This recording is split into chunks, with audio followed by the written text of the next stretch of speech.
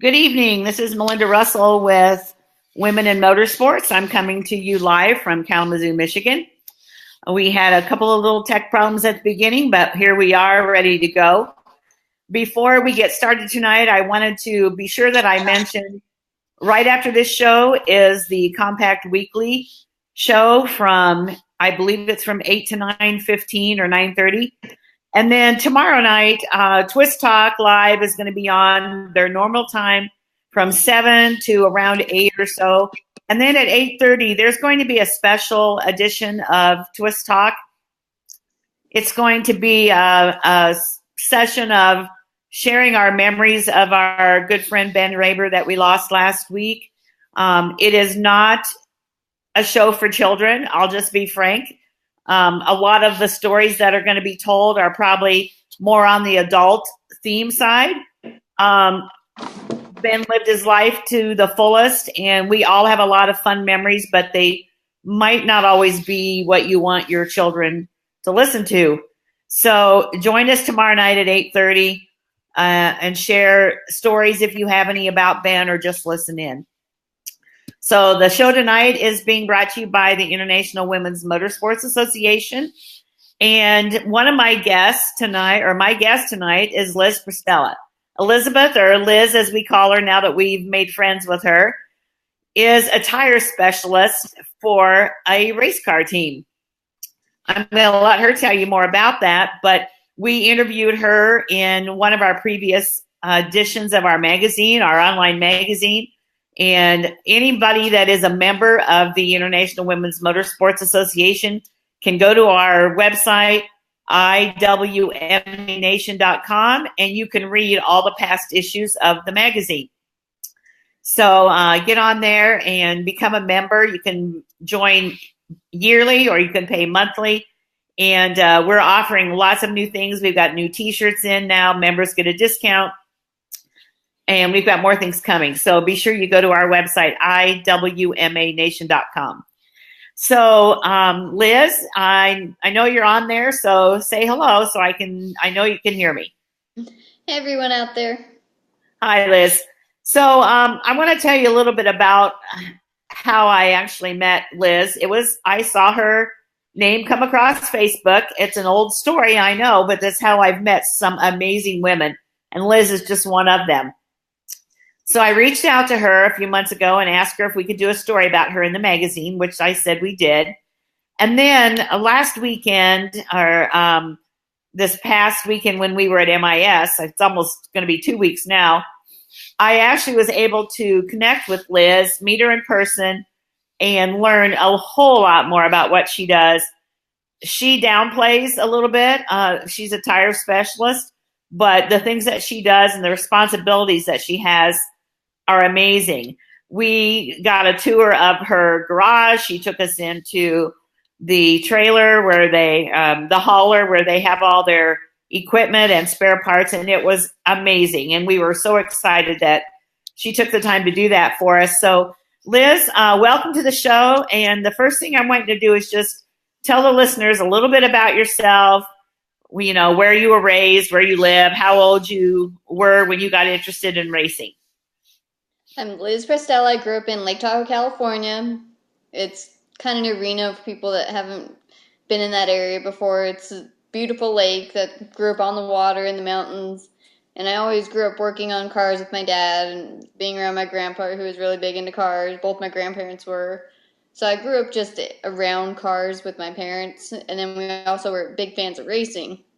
So when I was about 12, they decided I was old enough for the family to go to a NASCAR race, and we went to, we call it Fontana, but the local track in LA was my first race I went to. We took the train out there, and as soon as I got there, I was hooked on it forever. So I always made a point to watch races with my family. It was just our family tradition was going to the track, watching racing. And that's just how I grew up, was being such a big fan. Even though NASCAR's not as big in California, I still grew up with that deep passion for cars and racing. So when I was about 14 and 15, I told my parents I wanted to get into auto shop because I was getting ready to learn how to drive and I wanted to be able to work on the cars. And just learning how to work on them made me have such a bigger passion for being in racing. So by the time I was 16, 17, I was signed up to go to Universal Technical Institute and do the NASCAR program, which involved moving 2,000 miles away from my family as soon as I turned 18. And that's what I did. 3 months after I turned 18, I was gone. My parents moved me out to North Carolina. No one around that I knew. I just started on my own, did the vocational school. When I first got out, I had a hard time getting into racing because I just didn't have a lot of hands-on experience. So I ended up changing oil. I was a service advisor. I kind of bounced around on different odd mechanical jobs. And when I was 23, 24, I got an internship with Jennifer Jo Cobb truck team. She has the 10 truck and the 0 truck. And I started out just doing whatever they needed, mostly interiors because I was the smallest person, so it was easier for me to get in and out of the truck. I could fit in her seat, so they were a big fan of that. And they taught me how to do decals. And I just absorbed everything that they taught me and was able to build up enough knowledge to where I could move further on in my career. And so you started with Jennifer Jo Cobb, and then where did you go after that, and where are you working now? I went to Excalibur Pit School, and I learned how to be a better tire changer, and I was there for about 6 months. I stayed there for several years, kind of off and on the side, but for 6 months, all I did was change tires, and I got connected with Derek Cope. His shop was attached to the pit school at the time, so I would go over there, and I'd help him on the weekend just as a mechanic, and then I'd change tires, and through Derek, I met Jay Robinson. He owns Premium Motorsports, which is the 15 and the 55. Back then it was 87 with Joe Nemechek. And Jay was like, well, can you come change tires for me on the Cup car? So went over, started changing tires for him. And he was like, well, I need someone to do tires for me. Can you learn how to do it? So I learned how to do tires. Yeah. That was And kind of thrown into it. right. But it was still kind of a progression because you knew early on that's kind of what you wanted to do. Yeah. But as in really any career, you kind of start at the bottom and you show that you're worthy and you work yourself up. So tell the listeners now what you do and what race teams you work for. I'm the tire specialist for the 37 Chevy of Chris Buescher with JTG Doherty Racing. This weekend we're sponsored by Maxwell Max Coffee. We have Kroger as our primary sponsor. Okay. So one of the things, Liz, that we're going to talk about is the sponsorship and how that works. And if there's some things you can't share, that's okay. But if you could share with our listeners some of what you told me when I was talking to you, because obviously we see those sponsors on the car, yeah, but I never really thought about exactly how that all works. So would you want to share with us a little bit about that? Our team has a commitment with the Kroger grocery chain, which they're one of the largest grocery chains in the U.S. They own Harris Teeter, there's a Smith, there's Ralph's, there's a Marlowe's, or I think that's the pronunciation of it. I think that's a Midwest store. And through Kroger, we're able to get all the other ones. Kroger kind of has a package deal with us where they can sell end caps for additional sponsorship for us. So they work with us to be able to sponsor both our cars. And we also have BAM Advertising, which is a racing advertising company. So part of them is they go through BAM to get sponsorship for other teams. So you can go to BAM and they can help you get sponsorship and advertising.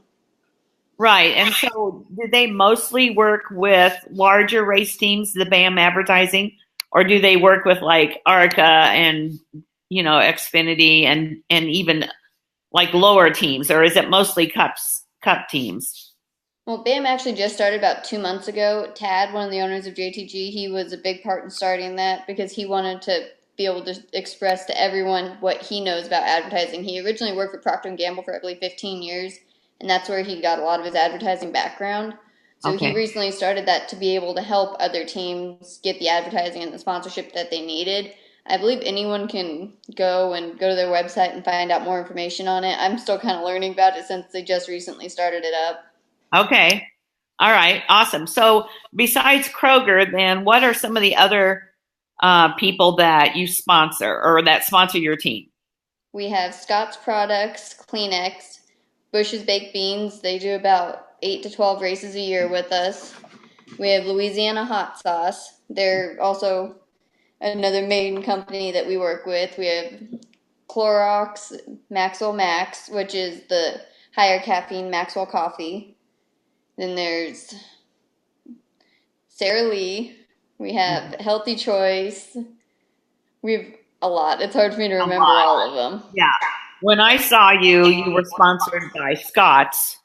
Yes, and our very bright pink shirts. Very, very cool, bright pink shirts. I could find you, your team from anywhere that I was standing because they really stuck out, and the car was really cool looking too, with the hot pink and I think orange and Yeah. yeah. So I know that every week your cars wrap differently. So why don't you tell us a little bit about how that works? Every week since our sponsorship changes, we have a primary car and a backup car. And our backup car, for us, it's kind of a mule. We run it for majority of the year as like our primary intermediate. Like we have a separate speedway backup and a separate road course backup just because those cars are built different. But since ours is pretty much a generic backup, we take it out every week. We take the wrap off of it, clean it up, switch the setup over, and then it gets rewrapped. So usually by like our hauler get back usually Monday, by Tuesday afternoon to Wednesday morning, it's already wrapped with a different paint scheme. Okay. And obviously you know way ahead what those are going to be. So the guys that do that, they have that all ready to go. The car comes back, they wrap it, and they get it ready. Yes. So I know I mean, it's just things that the normal race fan doesn't think about. I watch a lot of cup races, but I never really thought that much about how that all works. So the backup car is also wrapped to match. Is that correct? For most teams, it is. Some of the lower budget teams don't do it because wraps can get expensive if you're having to rewrap it all the time. But for us, ours is always matches our primary. That when we pull it out of the trailer, it's got the right sponsorship on it. Like when we go out west, since we're out there for 3 weeks, what we'll typically do is we wrap whatever the last race of our 3 week one is, which is usually Fontana. That paint scheme goes on the car first, and then we wrap the Phoenix paint scheme over it, and then the Vegas paint scheme over top. So as we're swapping out, we're also pulling that wrap off, so it's got the correct sponsor on it.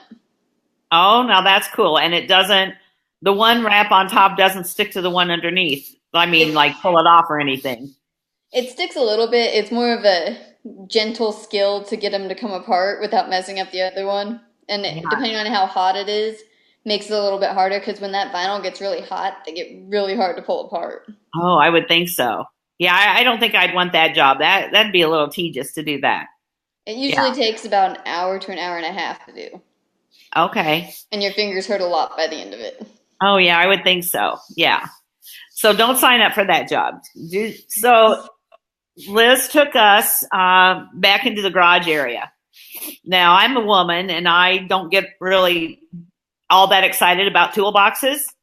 But when I was telling my husband about the toolbox that you showed us, he was like, wow, that's really cool. He wishes he could have seen it. And I did have Jeremy and TK Boyd with me. And I thought, I don't know, Jeremy was about ready to cry. He was so excited about the toolbox. So tell us a little bit about the toolbox and what makes it different than, the one in the garage, because it's pretty cool. Well, ours was actually custom built at MWR Racing when they were still open. It was MWR built 3 toolboxes. The 42 and the 1 have the other 2 that are identical to ours. So they've got a lot of bells and whistles in them. They're made out of composite boards. They're a lot lighter weight. We also have flip-top panel that we call a sponsor panel because we have sponsor logos all over it. And we also have monitors that sit in there and overhead lights. So that's a pneumatic light panel that flips up. We have a TV monitor on one side that flips out of, there's a hatch that opens and then the monitor flips up out of that. And then on our sides we have scale holes to put our 4 scales, and those actually have electronic garage doors that open and close on those off of a switch. So our toolbox is a little bit more fancy than some of the other guys in the garage just because it was a custom build versus some of the other teams that just buy nitro boxes. Okay. Yeah, so I have to tell you that she opened the drawer, or she opened several of the drawers and showed us, and every tool, every piece of equipment was exactly where it was supposed to be. Most men's toolboxes do not look like the one that you pulled those drawers out. It was amazing. The one drawer that had all the little, like the little ends of the screwdrivers in it. Yeah. Oh my gosh. And they were all by size. It was honestly really cool for a woman who likes to be organized. I love that part of it. Every drawer in the toolbox was for a specific reason. You know, they have office supplies. They have tons of extra things that they think they might need out on, you know, pit road when the car comes in and there's a problem. Yeah, it was very cool. I'm going to have to try to get Jeremy to put some pictures up that he took. So then, if that wasn't enough, what she did for us, then she invited us to go to the hauler. So, Liz, why don't you tell the listeners about the hauler and what you carry in there, and you know what's the purpose of that hauler? Our hauler is pretty much like our garage for the weekend. Like, it's our shop for the weekend. We can keep any spare parts we need in there. We've got spare engines, we've got our fire suits, our radios. It's like our campsite. We can completely function every week out of just our hauler and our toolbox, and that's how we have our hauler stocked. So our backup car is in the top of it. The way that those haulers are set up is the top is open for 2 cars. So the backup car sits behind the primary car, and it goes out on the lift gate, and we drop it down. That's how we unload it. And our fuel cans for our race actually sit above our backup car. They hang from the ceiling. And then we also have an attic space in front of that where we can keep more parts. Like, we've got spare sides to our bodies. That way, if we ever have damage and need to fix the body side, we can go in our hauler and get one of those.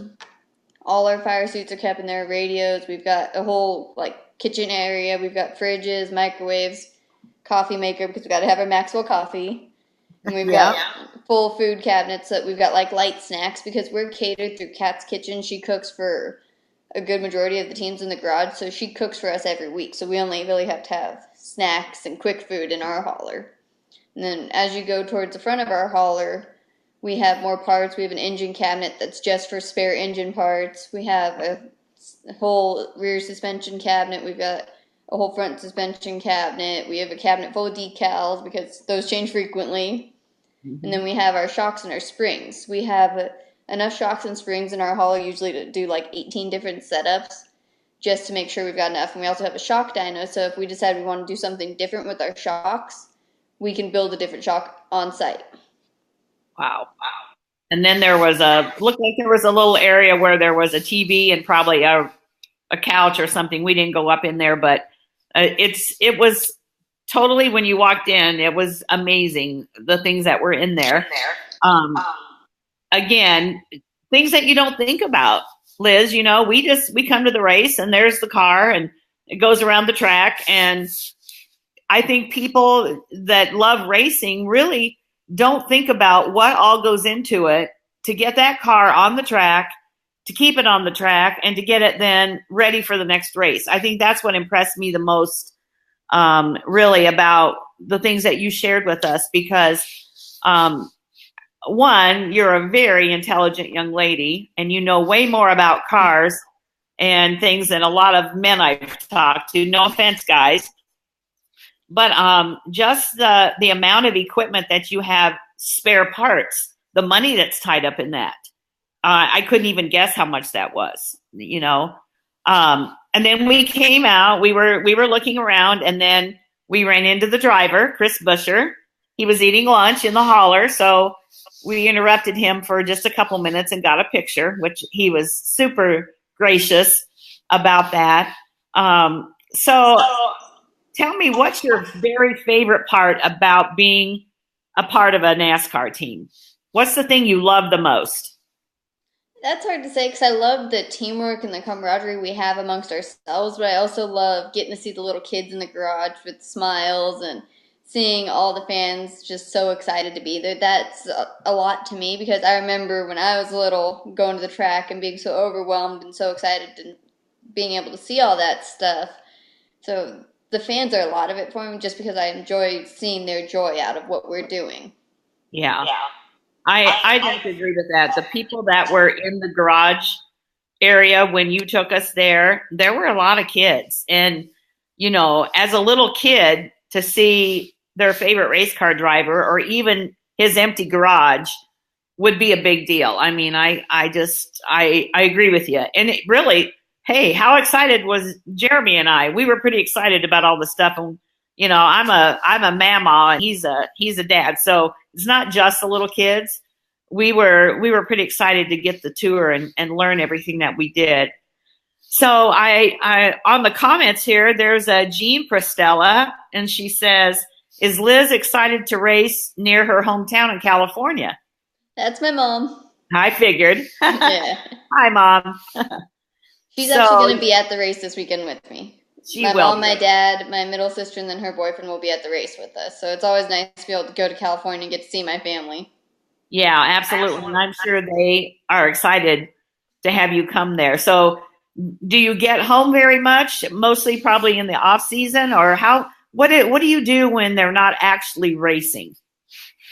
Typically, we do Thanksgiving and Christmas. We try to do together. We'll alternate years because it's such a long haul for me to get out to California. So every other year we do Christmas in California, which this year will be Christmas in Tahoe. So me and my sisters will all go to my parents' house. We'll have Christmas together. And then next year, my parents might come to me, or I'll go meet one of my other sisters. But we try to alternate the holidays just to make it easier on all of us. And that way we can also, like, my older sister can go see her in-laws. She's got a new 9-month-old baby, so Uh, everyone's trying to fight the time to get to see the baby. right. Yeah. So you were 18 years old, and your parents knew what your passion was, and so they helped you. I'm assuming find the schools, or maybe you did that, and you move all the way across the country. How was that for you at 18, and how was it for your parents to have you that far away? It was definitely challenging, but it was kind of a culture shock for me because I grew up in California, so I was used to how California was, and the South is very different. Hmm. It's different in a good way, but it's very different from where I grew up. So it was kind of an adjustment to just the different environment I was in. Plus, Tahoe doesn't have the humidity we have in North Carolina, so I had to Hmm. adjust to that for sure. But it was more of just learning to be on my own and be independent. My parents raised us to be very independent and rely on only ourselves, and that just kind of helped me be able to stand on my own being in North Carolina by myself. So, did you have any? I'm going to kind of pick your brain here. Did you have any time that you ever thought this isn't for me? Girls don't, I was wrong. Girls can't do this. Or did you always know that you were just as capable as anybody else? I always knew that I was just as capable. Like, I had moments where I had hard times just with dealing with the adversity and dealing with the guys that were kind of stuck in the old fashioned way that weren't really accepting of me. So sometimes it was hard to get past those barriers that were put just with people I worked with. But I knew that this is what I wanted to do and no one was going to stop me. Because if I gave up and I went back to California and I stopped working and racing, then they win. So I was always very determined to keep going regardless because it just shows them that I could do it no matter what they think about me. Exactly. And it's one thing for girls to be the driver. I mean, we see that more and more and more. Um, when I started this association, I knew there were women in motorsports, but honestly, I had no idea at all the women and all the different jobs that I would find that they did. I would have never thought I would meet a tire specialist. Okay. So the fact that you said, no, I'm going to do this, but I would think it'd be a little tougher to break into those kind of jobs, or maybe even a crew chief one day.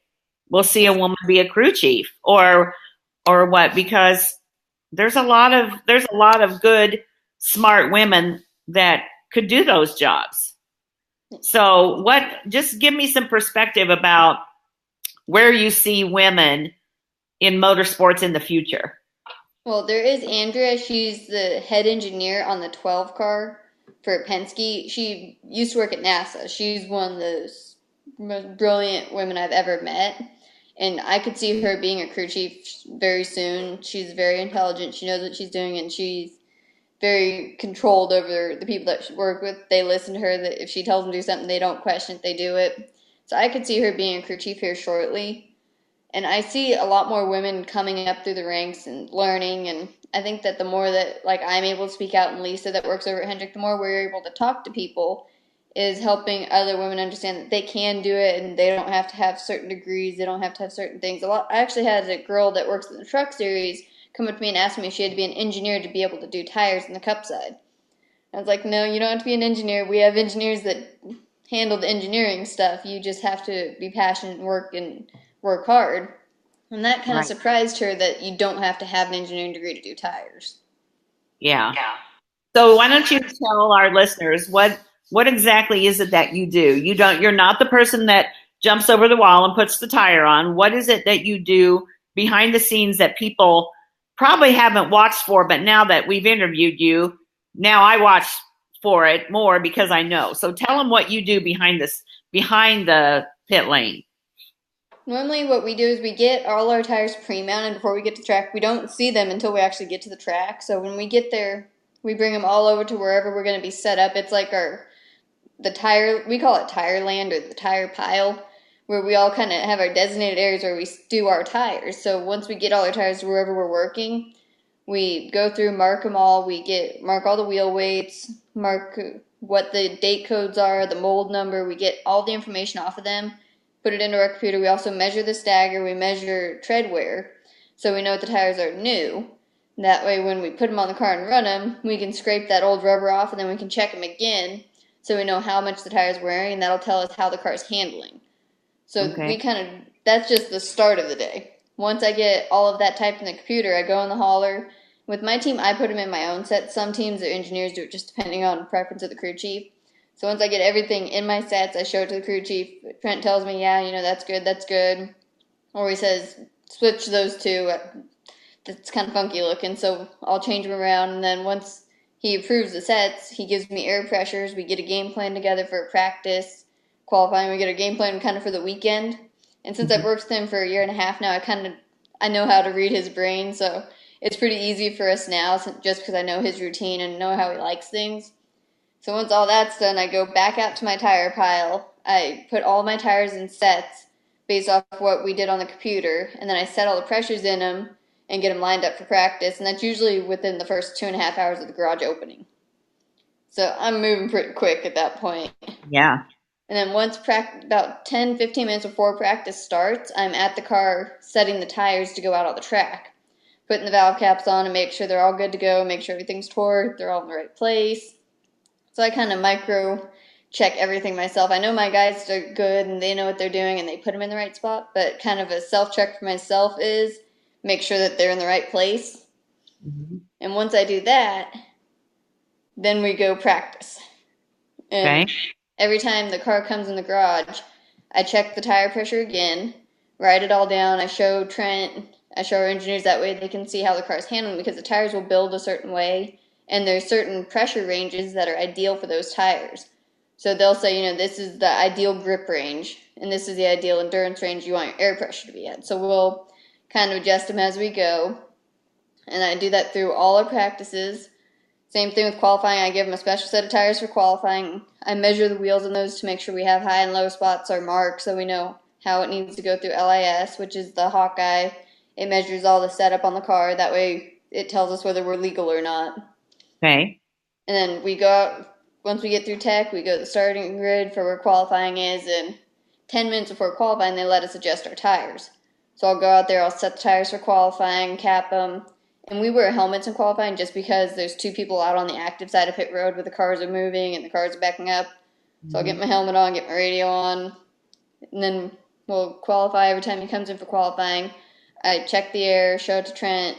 Trent gives me adjustments. We adjust it so we can go back out and make another run.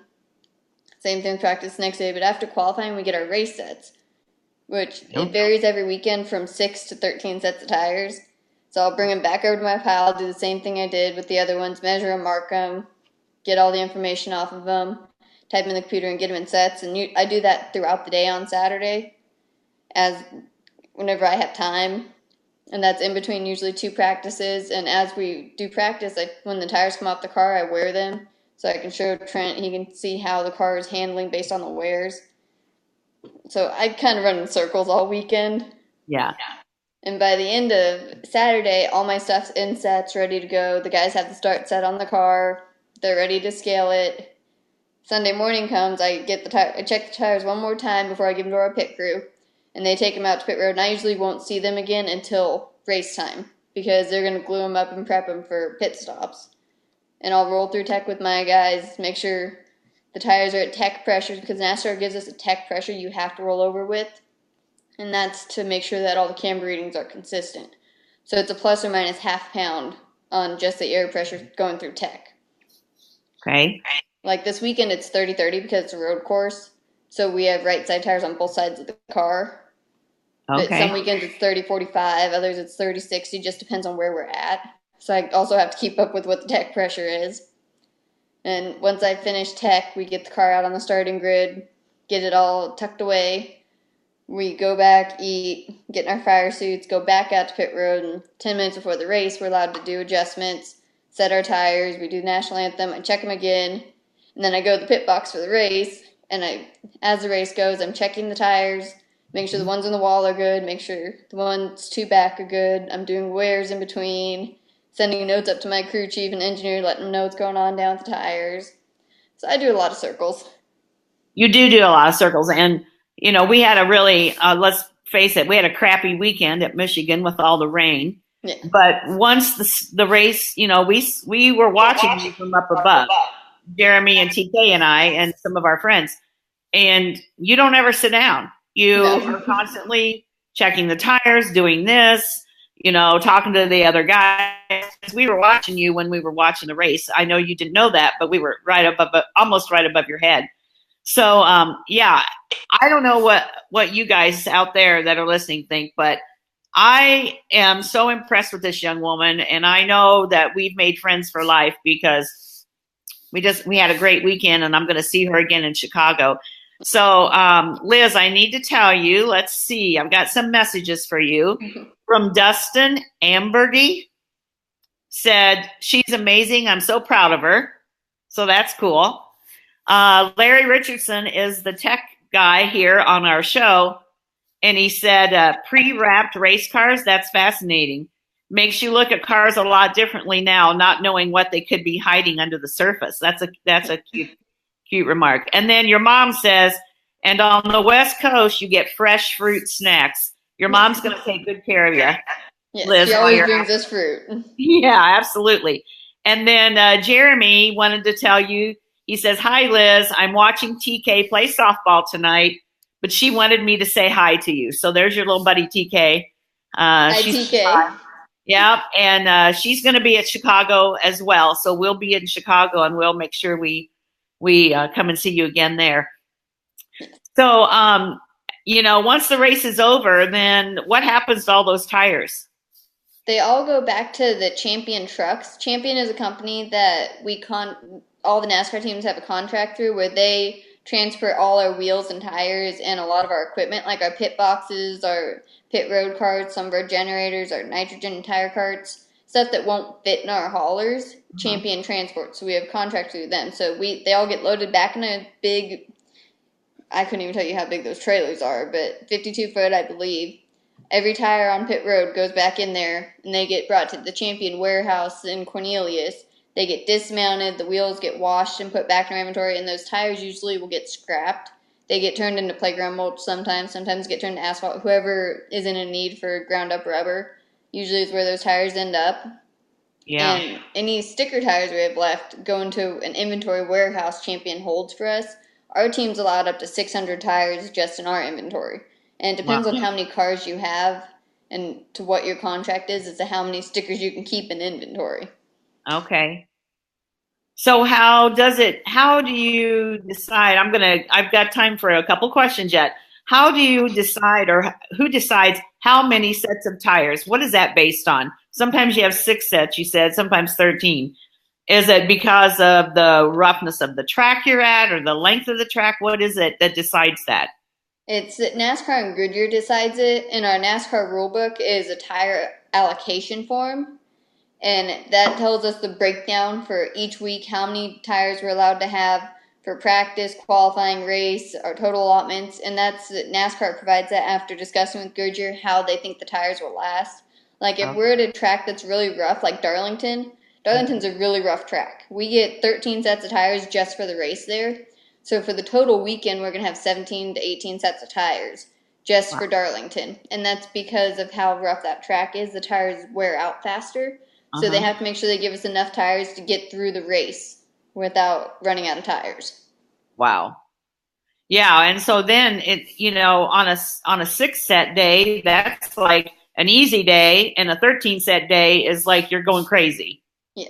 Usually Yeah. Atlanta and Darlington are very rough weekends for us. And the 600, I believe we had 12 sets of tires for the 600. And usually by the end of Saturday, once we're done doing our race sets, every tire person's like, oh, my back hurts, just because Yeah. it's a lot of work. Right. So do you, on those days when you have, or those weekends that you have so many more tires, is there somebody else that like helps you do that job? Or are you still, you're the gal, you're the one that has to get it done? It's typically just me. What will happen occasionally, if we have two truck drivers at the track or one of my engineers isn't busy, they'll help me run the tires from Goodyear over to where I'm working, just to kind of help me out a little bit so I'm not as worn out. Like Charlotte, where Champion and Goodyear set up is a good distance from where I work. So one of my engineers helped me get my 12 sets over, that way I wasn't killing myself because it was already a 12-hour day. So like, I'll help you get them over there. And it's like, that's kind of what the compromise is. If it's something where we're really short on time, they give us extra tires, there's hard to get them all done, one of my engineers will come over and help me get my stuff done. But that's usually the only time, is if we've got extra tires or they cut our time down and we won't be able to get stuff done, because typically we can do 4 to 5 sets in 2.5 hours, 2 to 2.5. So we know our ballpark time frame on when we can get stuff done. And if we know it's near impossible, like if they say, oh, you're getting 10 sets of tires in 3 hours, Not gonna that's happen. usually when an engineer comes over and helps us out, just to make it a little easier on us. Okay. Awesome. So, Liz, I don't have any more. I mean, I got a lot of questions for you, but we could talk for hours. I know we spend a lot of time at the track, and I'll be seeing you at Chicago as well. But wow, I don't know what you listeners out there think, but I know that when I met this young lady, I did the story on her in the magazine, and I thought, wow, that's pretty cool. That's amazing. It didn't touch anything to what she actually does when you watch her in real life, and she shows you how big those tires are. Liz is not a very big girl, but she's got some muscles. She shared that she doesn't have to work out very much because the workout is on the weekends at the races. So, any last words that you want to share, Liz, before we have to get off of here? Any girls or women that are watching, I want them to know that if they want to do it, they just have to set their mind to it and don't listen to the haters and the negativity. Just do what you do and always be who you are. Don't try and change yourself for other people, because you're never going to be happy like that. Always be who you are and follow your passions. That's excellent advice. And yeah, let's mention real quick. We got a minute or two here. You've got a clothing line that you're working on. Yes. Why don't you plug that a little bit, and then tell people how they can follow you either on Facebook, and then about your clothing line. My clothing line is Torque, which I got my shirt on here. It's women's workwear, so it's workwear designed with the feminine twist. And that's for all women mechanics, drivers, anyone in the automotive field that's a woman. We have a really hard time finding clothes that fit us. I especially have that problem. At my own shop at JTG, we have button-up shirts we have to wear, and they're men's sizes. They're really uncomfortable. So I started a clothing line that's designed for women's workwear. I came out with a pair of pants. It's getting ready to go into production, and hopefully soon I will have those for sale. And they're designed for a woman's body to be able to work on a car. It's very hard finding pants that actually hold up for what we do. So I wanted to do that. And once I get the pants going, I will be doing button-up shirts and work shorts. And I also have shirts online that have different sayings on. Like this shirt says, "Make your own sandwich, I'll be in the garage." Because that's one of my favorite sayings, because guys always love saying, "Go to the kitchen." And yeah, I've got a couple different ones. One says, "Not sure if that's grease or mascara." Because sometimes you get on your face and you don't know what it is. Cute. Yeah, then there's a love-hate relationship with gear oil. Anyone that's ever had gear oil in their hair, on their clothes, understands that smell is not a pleasant smell. So I tried to make it more of a fun clothing line for women in automotives, because there's really not a lot for us. Like there's also one that says the only negative thing in your life should be camber. And anyone that works on cars knows what camber is. And you never want to have anything beyond negative camber in your life. You don't want to let all that negativity affect you. So that's kind of my positive, happy shirt. Awesome.